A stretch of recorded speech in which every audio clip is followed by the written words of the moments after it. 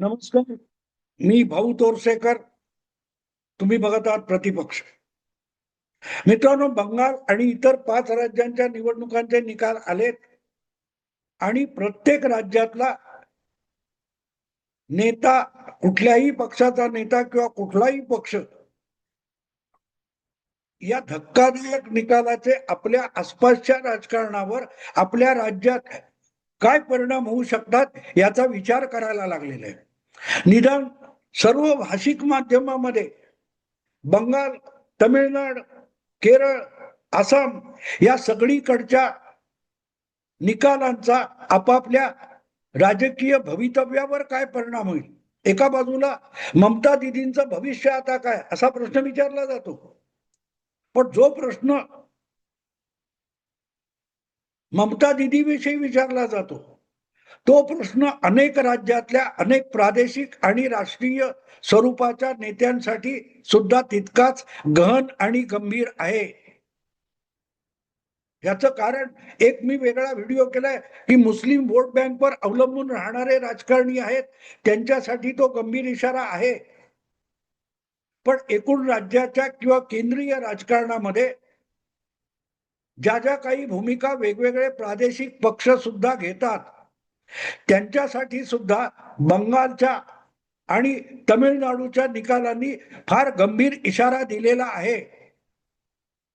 आणि फक्त बंगाल सोडा, गेल्या 5 वर्षामध्ये ज्या ज्या विधानसभांच्या निवडणुका झाल्या, लोकसभेच्या निवडणुका झाल्या, या सगळ्या निवडणुकांमध्ये प्रामुख्याने 2014 मध्ये नरेंद्र मोदी यांचा राष्ट्रीय राजकारणाच्या क्षितिजावर उदय झाल्यापासून ज्या ज्या निवडणुका झालेल्या आहेत, त्या निवडणुकांनंतर मतदाराचा कल आणि कौल बघितला तर एक गोष्ट स्पष्ट होते की मतदार भारतीय राजकारणाचा आणि पक्षीय राजकारणाचा, राज्य, प्रादेशिक आणि केंद्रीय राजकारणाचा सगळा डामडौल आणि रचना बदलतो आहे मतदार. मतदाराला पहिल्यांदा लक्षात आलेलं आहे की मतदार राजा म्हटलं जातं ते सोपं नाही. आपण राजा म्हणून काम करायला सुरुवात केले तर या बड्या भल्या राजकर्त्यांना देखील आपण आपल्या बोटावर खेळवू शकतो हे मतदाराला कळलेलं आहे. 15 वर्ष बंगालमध्ये अनिर्बंध सत्ता भोगणाऱ्या आणि सगळ्यांच्या मनामध्ये भयगंड निर्माण करणाऱ्या ममता दिदी यांचा गप्प राहून बंगाली मतदाराने ज्या प्रकारे दारुण पराभव घडवून आणलेला आहे, काल परवापर्यंत 23 आणि 29 एप्रिलला मतदान होईपर्यंत बंगालमध्ये फिरणारे पत्रकार, टेलिव्हिजनचे कॅमेरे यांच्या समोर चकार शब्द बोलायची हिम्मत न करणारा बंगाली माणूस निवडणुकीचे निकाल लागल्यानंतर ज्या प्रकारे रस्त्यावर धावून आलेला आहे, आपला आनंदोत्सव करतोय.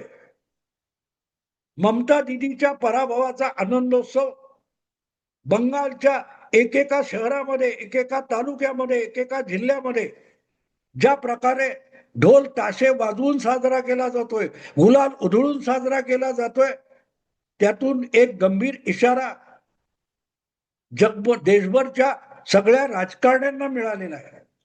आणि तो इशारा प्रामुख्याने राष्ट्रीय राजकारणात राहुल गांधी किंवा गांधी परिवारासाठी आहे. महाराष्ट्रात तो उद्धव ठाकरे आणि शरद पवार यांच्या पारिवारिक राजकारणाचा आहे. आत्ता बंगालचा निकाल लागला, तसाच तो तमिळनाडूचा पण निकाल लागलेला आहे. तमिळनाडूमध्ये सगळ्यात सशक्त असलेला आणि सगळ्यात जुना प्रादेशिक पक्ष द्रविड मुन्नेत्र कळघम, अण्णादुराई, करुणानिधी आणि एम के स्टॅलिन असे 3 अत्यंत लोकप्रिय मुख्यमंत्री ज्या द्रमुक या पक्षाने गेल्या जवळजवळ 6 दशकामध्ये तामिळनाडूला दिले, त्या तमिळनाडूच्या मतदाराने द्रमुक आणि एम के स्टॅलिन, करुणानिधींचा मुलगा, यांची सत्ता उलथून टाकलेली आहे. आणि उलथून टाकताना कोणाला सत्तेवर आणून बसवलंय ते लक्षात घेण्यासारखं आहे. परंपरेने गेल्या 4 दशकात 5 दशकामध्ये तमिळनाडूचं राजकारण हे द्रमुक किंवा अण्णा द्रमुक हे दोन द्रविड पक्षांमध्ये विभागलं जात होतं. 5 वर्षापूर्वी या निवडणुकीमध्ये तिथला अत्यंत लोकप्रिय अभिनेता रजनीकांत याने राजकारणाच्या आखाड्यात उडी घ्यायचा विचार केला होता, पण शेवटच्या क्षणी सोडून दिला. दोन द्रविड पक्षांच्या राजकारणात पडून आपली लोकप्रियता मातीमोल होईल म्हणून त्याने पुढे टाकलेलं पाऊल मागे घेतलं. पण त्याच वेळेला दुसरा सुपरस्टार तमिळीतला कमला हसन याने मात्र राजकारणात उडी घेतली होती आणि आपल्या पक्षाचा पराभव करताना स्वतःही निवडणूक हरवून बसला. पण 5 वर्षानंतर अचानक गेले वर्ष दीड वर्षामध्ये तिथला थलपती विजय नावाचा जो नवा सुपरस्टार आहे तो मैदानात उतरला आणि त्याने डीएमकेला आव्हान दिलं. आणि डीएमके हा जरी मुळात एक विचारधारेचा पक्ष असेल, द्रविडी राजकारणाचा विचारावर उभा राहिलेला पक्ष असेल, तरी करुणानिधी मुख्यमंत्री झाल्यानंतर हळूहळू करत त्यांनी तो आपला पारिवारिक पक्ष करून टाकला.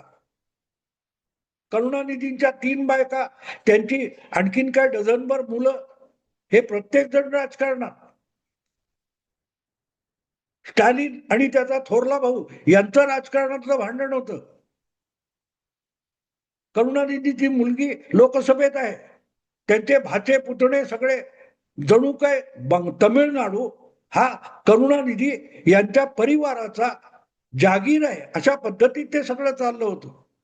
आणि त्याचा माज इतका चढला होता की एम के स्टॅलिन यांनी अगदी आपलं पोर सौदा असलेल्या मुलाला राज्याचा थेट उपमुख्यमंत्री करून टाकलं होतं.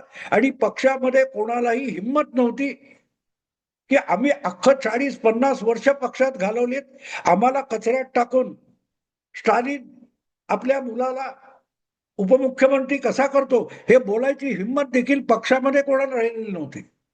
दुसरीकडे एम जी रामचंद्रन किंवा जयललिता या लोकप्रिय चित्रपट कलावंतांच्या नेतृत्वाखाली चाललेला अण्णा द्रमुक हा पक्ष कोणीही मोठा नामवंत कलावंत नसल्यामुळे धडपडला होता, कमजोर झाला होता. या दोनही पक्षामधलं राजकारण संपवण्यासाठी अगदी नवा चेहरा TVK नावाचा पक्ष काढून हा थलपती विजय समोर आला आणि मतदाराने त्याला कौल दिला. लक्षात घ्या, थलपती विजय हा 2 वर्षापूर्वी राजकारणात आलेला आहे. त्याला कुठलंही राजकारणाची पार्श्वभूमी नाहीये, तो कुठल्याही पक्षात नव्हता. त्याची लोकप्रियता अफाट असेल, पण तशीच अफाट लोकप्रियता कमला हसनकडे होती, तो जमीनदोस्त झाला. आणि त्यापेक्षाही मोठी लोकप्रियता रजनीकांतकडे असून त्याला निवडणुकीत उतरण्याची हिंमत झाली नव्हती. ती थलपतीने केली आणि त्याला कौल देताना मतदाराने स्टॅलिन आणि त्याच्या घराणेशाहीला नाकारलेलं आहे, करुणानिधी परिवाराला नाकारलेलं आहे. त्याच्या आधी बिहारमध्ये लालू प्रसाद यादव यांच्या घराणेशाहीला मतदाराने नाकारलं. महाराष्ट्रात शरद पवार आणि उद्धव ठाकरे यांनी जी घराणेशाही महाराष्ट्राच्या बोकांडी मारायचा प्रयत्न चालवला होता त्याला मतदाराने 2 वर्षापूर्वी झिडकारलं. 1.5 वर्षापूर्वी ज्या प्रकारे उद्धव ठाकरे यांच्या पक्षात बंड झालं ते वेगळे झाले, शरद पवारांच्या पुतण्याने बंड केलं आणि शरद पवार आणि उद्धव ठाकरे हे जी घराणेशाही महाराष्ट्राच्या बोकांडी मारत होते ती झुगारली गेली. त्या दोनही पक्षांना इतकं जमीनदोस्त करून टाकले मतदाराने की आपल्या पायावर देखील उभं राहणं आज त्या दोनही पक्षांना शक्य राहिलेलं नाही. जी गोष्ट महाराष्ट्रातली तीच बाजूच्या कर्नाटकातली आहे. कधी काळी स्वपक्षावर जनता दल या पक्षाच्या नावावर कर्नाटक मधली सत्ता मिळवून मुख्यमंत्री झालेले आणि पुढे त्या बळावर अल्पकालीन पंतप्रधान झालेले HD देवेगौडा यांच्या पक्षाचं आज कर्नाटकामध्ये नामोनिशाण राहिलेलं नाही. आणि त्याचं कारण सुद्धा घराणेशाही आहे. पक्षाला आणि राजकारणाला आपली घराण्याची जागीर बनवणारे जे नेते आहेत त्यांना एक एक करत मतदार साफ नाकारून टाकतोय. दिसायला तुम्हाला असं दिसेल की देवेगौडांचा पक्ष कर्नाटकातला प्रादेशिक होता, लालूंचा पक्ष बिहार मधला प्रादेशिक होता, ममता दिदींचा पक्ष बंगाल मधला प्रादेशिक होता, तमिळनाडूत करुणानिधींचा होता. पण विषय प्रादेशिक राजकारणाच्या विरुद्ध भाजपला निवडलं किंवा आणखीन कोणाला निवडलं असा नाहीये. मतदार घराणेशाही नाकारतो हे लक्षात घ्या. ममता दिदीचा पक्ष किंवा दुसरीकडे राष्ट्रीय पातळीवर इंदिरा गांधींनी हळूहळू करत काँग्रेस पक्ष इतका बळकावला की काँग्रेस पक्ष म्हणजे गांधी घराण्याच्या दारात बांधलेलं कुत्र होऊन गेला. कुठलाही स्वाभिमानी माणूस हळूहळू करत काँग्रेसमध्ये टिकणं अवघड झालं. हेमंत बिस्वा शर्मा जे दुसऱ्यांदा आता आसामचे मुख्यमंत्री होते ते भाजपचे किंवा संघाच्या शाखेत गेलेले नाहीत. ते 2014 नंतर काँग्रेस सोडून भाजपमध्ये आले. याचं कारण 2014 मध्ये आसामला जो लोकसभेत काँग्रेसचा पराभव झाला होता तेव्हा त्यातून काँग्रेस वाचवायची कशी, काँग्रेसचं आसाम मधलं अस्तित्व टिकवायचं कसं, याविषयी काँग्रेसचे सर्वोच्च नेते असलेले राहुल गांधी यांची भेट घ्यायला हेमंत बिस्वा शर्मा दिल्लीत आलेले होते. आसामचं एक शिष्टमंडळ घेऊन आलेले होते. पण त्या आपल्या आसामच्या सहकार्यांना सन्मानाने वागवण्यापेक्षा राहुल गांधींनी अक्षरशः कुत्र्यासारखी वागणूक हेमंत बिस्वा शर्मांना दिली. राहुल गांधी आपल्या लाडक्या पाळीव कुत्र्याला जी बिस्किटं खायला घालत होते तीच बिस्किटं त्यांनी आसामच्या काँग्रेस शिष्टमंडळासमोर धरली आणि हेमंत बिस्वा शर्मा यांचा संताप अनावर झाला. ते राहुल गांधींच्या घरातून निघाले, ते थेट भाजपच्या मुख्यालयात दिल्लीच्या गेले आणि त्यांनी भाजपमध्ये प्रवेश केला, काँग्रेस सोडली. राहुल गांधींचं हे वर्तन एक गोष्ट साफ करतं की काँग्रेस पक्षासाठी गांधी घराण्यासाठी काँग्रेस पक्ष हा गळ्यात पट्टा बांधलेला कुत्रा आहे. आपण ज्याच्याकडे बोट दाखवू त्याच्या अंगावर जाऊन भुंकायचं हे काम करू शकेल तोच काँग्रेसचा सगळ्यात तगडा आणि निष्ठावान नेता मानला जातो. मग तो महाराष्ट्रातला असो, आसाम मधला असो, उत्तर प्रदेश मधला असो किंवा बंगाल मधला असो. त्यामुळे कोणीही स्वाभिमानी आणि कर्तबगार माणूस काँग्रेसमध्ये थांबणं अशक्य झालं आणि त्या गळतीमधून काँग्रेस हळूहळू करत रसातळाला गेलेली आहे. राष्ट्रीय पातळीवरची घराणेशाही एक एक करत तुम्ही बघा. उत्तर प्रदेशमध्ये मुलायम सिंग यादव यांनी पक्षात अनेक ज्येष्ठ नेते असताना त्यांना खड्यासारखे बाजूला करून आपला लाडका पुत्र अखिलेश यादव याला 2012 मध्ये राज्याचा थेट मुख्यमंत्री करून टाकले. तेव्हा मोदी युग सुरू झालेलं नव्हतं, मोदी 2014 मध्ये आले. पण 2017 मध्ये मुलायम सिंग यांच्या या घराणेशाहीला उत्तर प्रदेशच्या जनतेने जमिनीवर लोळवलं. पण अखिलेश यादव निवडून आले, ते सुद्धा मायावती यांच्या घराणेशाहीला झोपून आलेले होते. 2007 मध्ये मायावतींनी एक हाती स्वबळावर उत्तर प्रदेशच्या विधानसभेमध्ये स्पष्ट बहुमत मिळवून सत्ता हाती घेतली. पण हळूहळू करत त्यांच्या पक्षामध्ये सुद्धा त्यांचा पुतण्या किंवा भाचा कोणतरी आकाश वगैरे नावाचा आहे, त्याला आपला वारस म्हणून पुढे आणायला सुरुवात केली आणि त्यामुळे मायावती यांच्या बरोबर खांद्याला खांदा लावून लढणारे अनेक नेते मायावतींची किंवा बहुजन समाज पक्षाची साथ सोडून निघून गेले. हरियाणामध्ये देवीलाल असो, बन्सीलाल असो, भजनलाल असो, भूपिंदर हुड्डा असो, अशा नेत्यांनी जो पक्ष त्यांचा होता, मग तो लोकदल असेल, जनता दल असेल, काँग्रेस असेल, तिथे तिथे प्रादेशिक पातळीवर पक्षाला आपल्या घराण्याची परिवाराची जागीर बनवली आणि तिथे तिथे त्या त्या पक्षाचा ऱ्हास झालेला आहे. मतदार हळूहळू करत देशातल्या अशा घराणेशाहीच्या पक्षांना संपवत चाललाय. यावर बंगालमध्ये आणि तमिळनाडूमध्ये नव्याने शिक्कामोर्तब झाले. आणि म्हणून मी सांगितलं की बंगाल किंवा तमिळनाडू या निकालांचा महाराष्ट्रात काय परिणाम होऊ शकतो हे पवार आणि ठाकरे यांनी समजून घेतलं पाहिजे.